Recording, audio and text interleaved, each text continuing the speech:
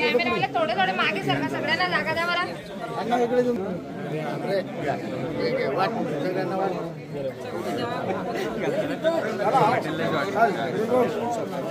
दादा थोडे मागे सरका प्लीज। थांबा थांबा, सुरेश भाऊ पहिला दादा।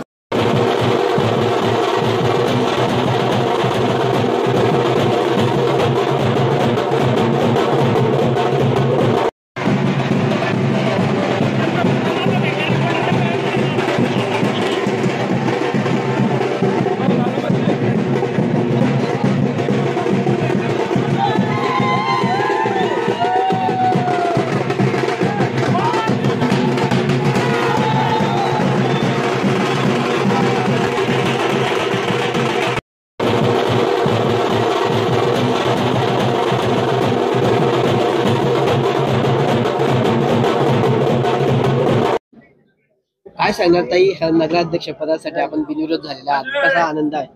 आनंद आहे, पण जामनेर शहरातील लोकांचे मी मनापासून आभार मानते। त्यांनी आम्हाला परत संधी दिली। आमचे नेते देवेंद्रजी फडणवीस, गिरीशजी महाजन यांनी मला परत संधी दिली, त्यांचेही आभार मानते। सर्व कार्यकर्ते ज्यांनी बिनविरोध करून दिलं त्यांचे आभार मानते। आतापर्यंत या ठिकाणी जे आहे विरोधकांनी मोठी कष्ट या ठिकाणी उभारले होते। 3 उमेदवार तुमच्या विरुद्ध या ठिकाणी यांनी अर्ज सुद्धा दाखल केले होते, मात्र त्यांनी आता माघार घेतली आहे। काय वाटतं त्यांच्या माघारीचं कारण, काय वाटतंय? शहराचा विकास बघून त्यांनी सांगितलं असेल किंवा आता पुढे अजून विकास करायचा असेल शहराचा, आतापर्यंत आणि आमच्यावर विश्वास असेल। आतापर्यंत नगरपालिकेची धुराई भाजपकडेच राहिलेली आहे। तुम्ही नगराध्यक्ष म्हणून पहिल्यांदाच या ठिकाणी बिनविरोध होत आहेत, काय वाटतंय कारण?